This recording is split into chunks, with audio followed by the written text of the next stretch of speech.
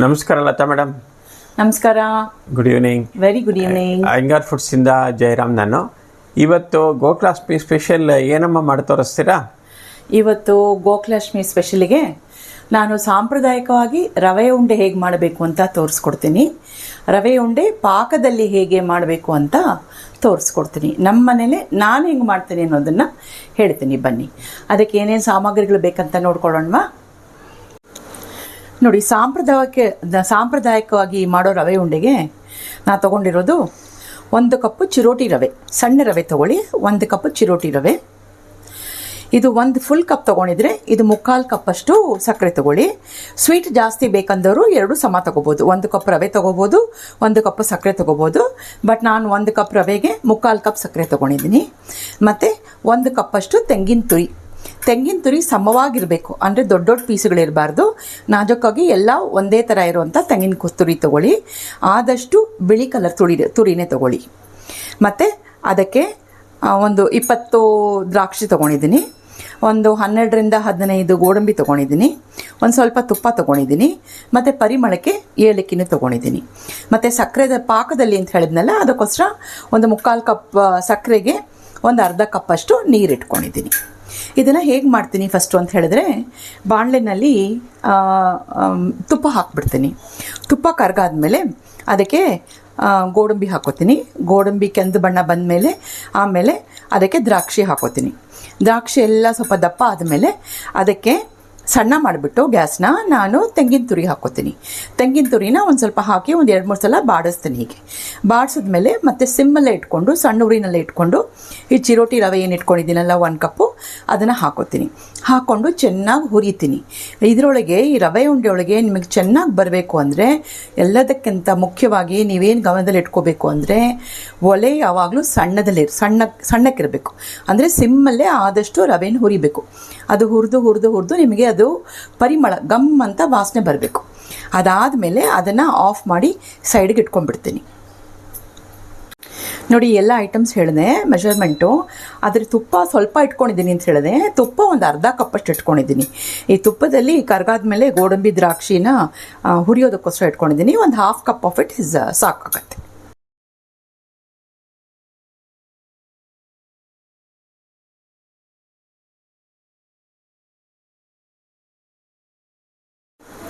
ನೋಡಿ, ಗ್ಯಾಸ್ ಹಚ್ಚಿದ್ದೀನಿ, ತುಪ್ಪ ಕರ್ಗಕ್ಕೆ ಇಟ್ಕೊಂಡಿದ್ದೀನಿ. ತುಪ್ಪ ಸ್ವಲ್ಪ ಕರಗಲಿ. ತುಪ್ಪ ಕರಗಿದೆ, ಒಲೆ ಸಿಮ್ ಮಾಡಿಕೊಂಡು ಗೋಡಂಬಿ ಹಾಕ್ಕೊಂಡ್ಬಿಡ್ತಾ ಇದ್ದೀನಿ.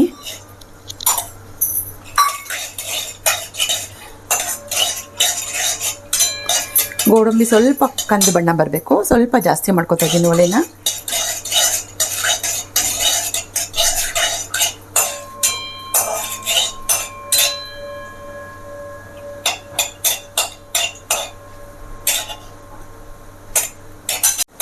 ನೋಡಿ, ಗೋಡಂಬಿ ಕಂದು ಬಣ್ಣ ಬರ್ತಾ ಇದೆ.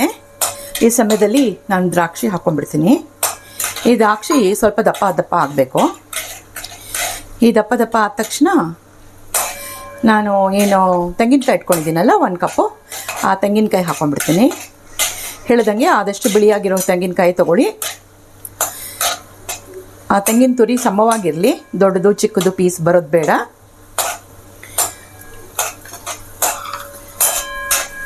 ತೆಂಗಿನ ತುರಿ ಹಾಕೋತಾ ಇದ್ದೀನಿ.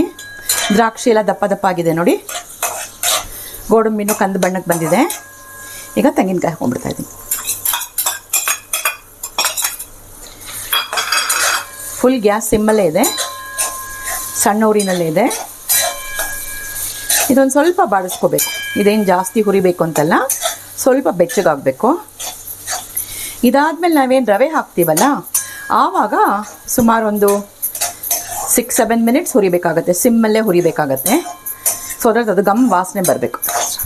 ಸಾಕು. ಇದಿಷ್ಟು ಜೊತೆಗೆ ಈಗ ರವೆ ಹಾಕ್ಕೊಂಡ್ಬಿಡ್ತೀನಿ. ರವೆ ಜೊತೆಗೆ ಮತ್ತೆ ಹೆಂಗಿದ್ರು ತೆಂಗಿನಕಾಯಿಯು ಫ್ರೈ ಆಗುತ್ತೆ. ಚಿರೋಟಿ ರವೆ ಯೂಸ್ ಮಾಡಿದ್ದೀನಿ ನಾನು. ಚಿರೋಟಿ ರವೆನೋ ಸಣ್ಣ ರವೆನೋ ನೀವು ಯೂಸ್ ಮಾಡ್ಬೋದು. ಈಗ ಸಣ್ಣಕ್ಕೆ ಹುರಿತಾ ಇದ್ದೀನಿ. ಈ ರವೆ ಉಂಡೆ ಇದೆಯಲ್ಲ, ಒಬ್ಬೊಬ್ಬರು ಒಂದೊಂದು ಥರ ಮಾಡ್ತಾರೆ. ನಾನು ಸಾಂಪ್ರದಾಯಿಕ ಮಾಡ್ತಿರೋದ್ರಿಂದ ಪಾಕಕ್ಕೆ ಹಾಕಿ ಮಾಡ್ತೀನಿ. ಕೆಲವೊಬ್ಬರು ಹಿಂಗೆ ಹುರ್ಕೊಂಡು ಸಕ್ಕರೆನ ಪುಡಿ ಮಾಡಿ ಹಾಕೋತಾರೆ. ಅದರದೇ ಬೇರೆ ಟೇಸ್ಟ್ ಇರುತ್ತೆ, ಇದರದೇ ಬೇರೆ ಟೇಸ್ಟ್ ಇರುತ್ತೆ. ಹಾಗಾಗಿ ನಾನು ಹೇಗೆ ಮಾಡ್ತೀನಿ ಅನ್ನೋದು ನಿಮಗೆ ತಿಳ್ಕೊಬೇಕಾದ್ರೆ ನೀವು ವಿಡಿಯೋನ ಒಂಚೂರು ಮಿಸ್ ಮಾಡದೆ ತಪ್ಪಿಸದೆ ಮಧ್ಯದಲ್ಲಿ ಪೂರ್ತಿ ವಿಡಿಯೋ ಕೊನೆವರೆಗೂ ನೋಡಿದ್ರೆ ನಿಮಗೆ ಸಾಂಪ್ರದಾಯಿಕವಾಗಿ ಪಾಕದಲ್ಲಿ ಹಾಕಿ ಮಾಡೋದು ರವೆ ಉಂಡೆ ಹೇಗೆ ಅಂತ ಗೊತ್ತಾಗುತ್ತೆ. ಸೊ ದಯವಿಟ್ಟು ಎಲ್ಲರೂ ಪೂರ್ತಿ ವಿಡಿಯೋ ನೋಡ್ಕೊಳ್ಳಿ. ಸೊ ದಟ್ ನೀವು ಮಾಡೋ ಕ್ರಮ ಸರಿಯಾಗಿದ್ದು ನೀವು ಮಾಡೋ ಪದಾರ್ಥ ಚೆನ್ನಾಗಾಗಬೇಕು ಮತ್ತು ನಿಮ್ಮ ರವೆ ಉಂಡೆ ಹೈ ಕ್ಲಾಸಾಗಿ ಬರಬೇಕು. ಅದಕ್ಕೋಸ್ಕರ ಈಗ ರವೆ ಹುರ್ಕೋತಾ ಇದ್ದೀನಿ. ಸಿಮ್ಮಲ್ಲೇ ಇದೆ, ಸಣ್ಣ ಊರಿನಲ್ಲೇ ಇಟ್ಟಿದ್ದೀನಿ. ನೋಡಿ, ಇದು ಒಂದು 5-6 ನಿಮಿಷ ಹುರ್ಕೊಂಡಾಗಿದೆ. ಸ್ವಲ್ಪ ರವೆದು ಕಲರು ಚೇಂಜ್ ಆಗಿದೆ ಮತ್ತು ರವೆ ಹುರಿದಿರೋ ಪರಿಮಳ ಬರ್ತಾ ಇದೆ, ಗಮ್ ಅಂತ ಇದೆ ನೋಡಿ. ರವೆ ಹುರಿದ್ರೆ ಒಂಥರ ಗಮ್ ಅನ್ನತ್ತಲ್ಲ, ಆ ಥರ ಪರಿಮಳ ಬರ್ತಾ ಇದೆ. ಈಗ ಇದಾದಮೇಲೆ ನಾನು ಗ್ಯಾಸ್ ಆಫ್ ಮಾಡ್ಕೊಂಡ್ಬಿಟ್ಟು ಇದನ್ನು ಬೇರೆ ಒಂದು ಪಾತ್ರೆಗೆ ಹಾಕ್ಕೊಂಡ್ಬಿಟ್ಟು ಇದೇ ಬಾಣಲಿನಲ್ಲೇ ನಾನು ಸಕ್ಕರೆ ಪಾಕ ಮಾಡ್ಕೊಂಡ್ಬಿಡ್ತೀನಿ. ಓಕೆ, ಇದನ್ನು ರವೆನೆಲ್ಲ ಹುರಿದಿದ್ದನ್ನು ತೆಗೆದು ಇನ್ನೊಂದು ಪಾತ್ರೆಗೆ ಹಾಕೋತಾ ಇದ್ದೀನಿ.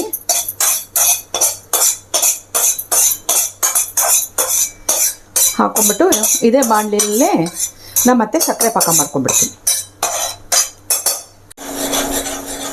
ನೋಡಿ, ಸಕ್ಕರೆ ಎಲ್ಲ ಕರಗಿದೆ.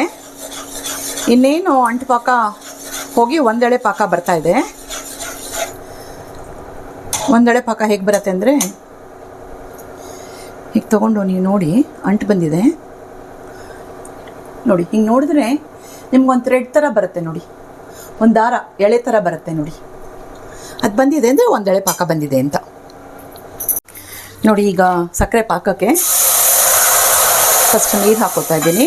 ಅದೇ ಬಾಂಡಿ ಯೂಸ್ ಮಾಡ್ತಾ ಇದ್ದೀನಿ. ಅರ್ಧ ಕಪ್ ನೀರು ತೊಗೊಂಡಿದ್ದೀನಿ. 3/4 ಕಪ್ ಸಕ್ಕರೆ ಹಾಕೋತಾ ಇದ್ದೀನಿ. ಈ ಸಕ್ಕರೆ ಚೆನ್ನಾಗಿ ಕರಗಬೇಕು.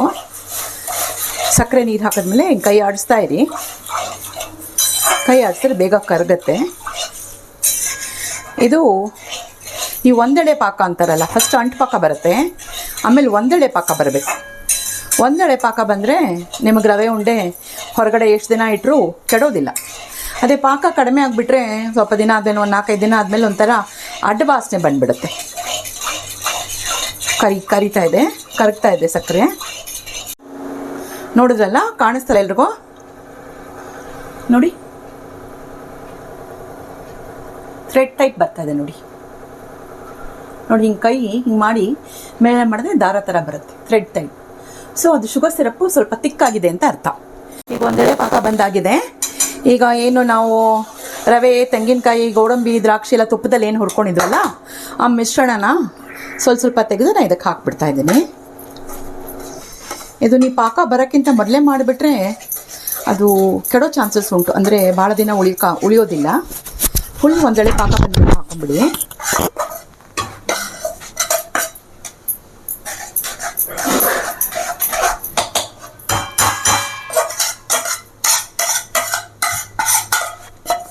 ಇದಕ್ಕೆ ನಿಮಗೆ ರವೆದು ಹೊರಿಯೋದು ಒಂದೇ ಟೈಮು. ಅದು ಬಿಟ್ಟರೆ ರವೆ ಹೊರಿಯೋಕೆ ಒಂದು 6-7 ನಿಮಿಷ ಬೇಕಾಗುತ್ತೆ. ಅದು ಬಿಟ್ಟರೆ ನಿಮಗೆ ಫುಲ್ಲು ರವೆ ಉಂಡೆ ಆಗೋದು ಒಂದು 10 ನಿಮಿಷದಲ್ಲಿ ಹೋಗುತ್ತೆ.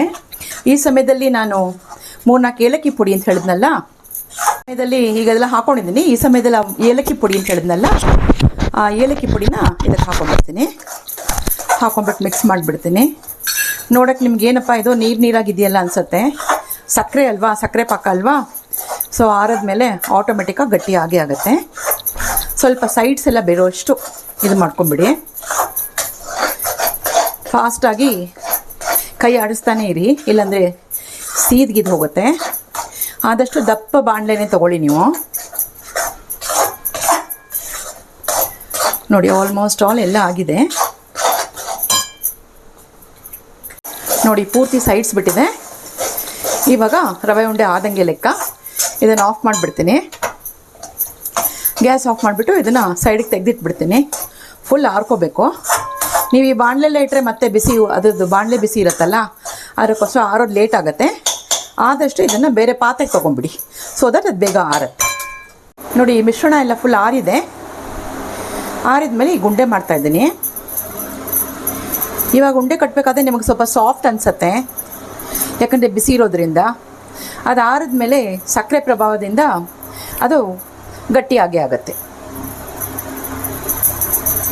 ನಿಮಗೆ ಯಾವ ಶೇಪು ಯಾವ ಸೈಜು ಬೇಕೋ ಚಿಕ್ಕ ಚಿಕ್ಕ ಉಂಡೆ ಮಾಡ್ಕೋಬೋದು, ದೊಡ್ಡ ಉಂಡೆ ಮಾಡ್ಕೋಬೋದು, ಏನಿದ್ರು ಮಾಡ್ಕೊಳ್ಳಿ.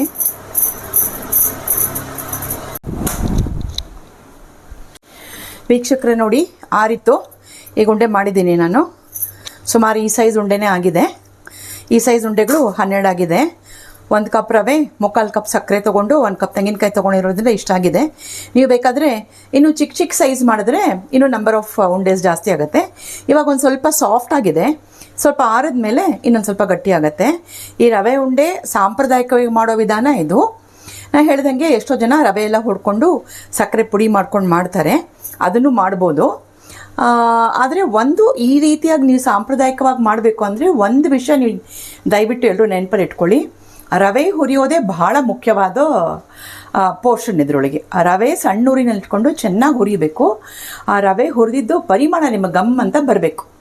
ಆವಾಗಲೇ ನಿಮ್ಮ ರವೆ ಉಂಡೆ ಚೆನ್ನಾಗಿ ಬರುತ್ತೆ. ಇದು ಗೋಕಲಕ್ಷ್ಮಿ ಸೀರೀಸ್ ಆಗಿ ಒಂದು ಸಿಂಪಲ್ ಆಗಿ ಸ್ವೀಟ್ ಆಗಿ ಟ್ರೆಡಿಷನಲ್ ಆಗಿ ಮಾಡುವಂಥ ರವೆ ಉಂಡೆ ಕಾರ್ಯಕ್ರಮ. ನೀವು ಎಲ್ಲ ಮನೇಲಿ ಪ್ರಯತ್ನ ಮಾಡಿ, ಶ್ಯೂರ್ ಆಗಿ ನಿಮ್ಮೆಲ್ರಿಗೂ ಚೆನ್ನಾಗಿ ಬಂದೇ ಬರುತ್ತೆ. ಮಾಡಿ ಮನೆಯಲ್ಲಿ ದೇವರಿಗೆ ಅರ್ಪಣೆ ಮಾಡಿಮ್ಮ. ಹ್ಯಾಪಿ ಗೋಕಲಕ್ಷ್ಮಿ to you all in advance.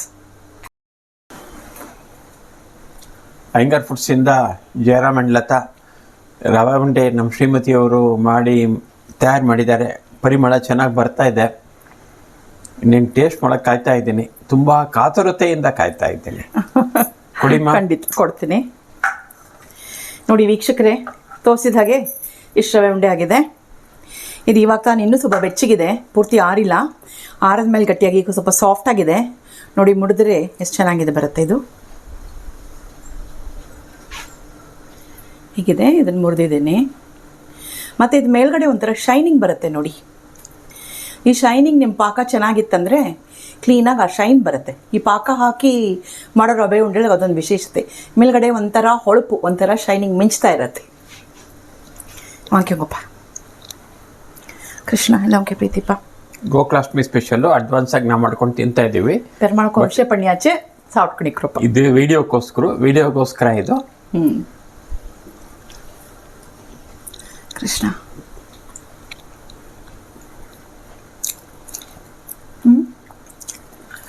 ತುಂಬ ಚೆನ್ನಾಗಿ ಬಂದಿದೆ, ಸೂಪರ್ ಆಗಿದೆ. ಆ ತುಪ್ಪನೂ ಗಮ್ಮಂತ ತುಪ್ಪಲ್ವ ಅಷ್ಟೇ. ಇನ್ನು ಚೂರು ಗೋಡಂಬಿ, ದ್ರಾಕ್ಷಿ, ಆಮೇಲೆ ಏಲಕ್ಕಿ ಹಾಕಿದ ಪರಿಮಳ, ರವೆ ವಾಸನೆ, ರವೆ ಗಮ್ಮಂತ ಹುರಿದಿದ್ದೀನಲ್ಲ ಅದ್ರ ಪರಿಮಳ ತುಂಬ ಚೆನ್ನಾಗಿ ಬಂದಿದೆ. ಋಷಿಕೆ ಥ್ಯಾಂಕ್ ಯು. ಅಯ್ಯಂಗಾರ್ ಫುಡ್ಸಿಂದ Jayaram and Lata, we are signing off. We are ending this video. ನಿಮ್ಮ ಸಹಕಾರ ಯಾವಾಗಲೂ ಹೀಗೆ ಇರಲಿ. ಸಬ್ಸ್ಕ್ರೈಬ್ ಆಗ್ತಾಯಿರಿ ನಮ್ಮ ಚಾನಲ್ಗೆ, ಅದೇ ನಮ್ಮ ಪ್ರೋತ್ಸಾಹ. ಮತ್ತು ಲೈಕ್ ಮಾಡಿ, ಶೇರ್ ಮಾಡಿ, ಮತ್ತು 4 ಜನಕ್ಕೆ ತಿಳಿಸಿ. ನಮ್ಮ ಪ್ರಯತ್ನ ಏನು ಅಂದರೆ ಮತ್ತೊಬ್ಬರಿಗೆ ತಿಳಿಯಲಿ ಅಂತ ಅಷ್ಟೇ ಇದು. ಥ್ಯಾಂಕ್ ಯು ವೀಕ್ಷಕರೇ.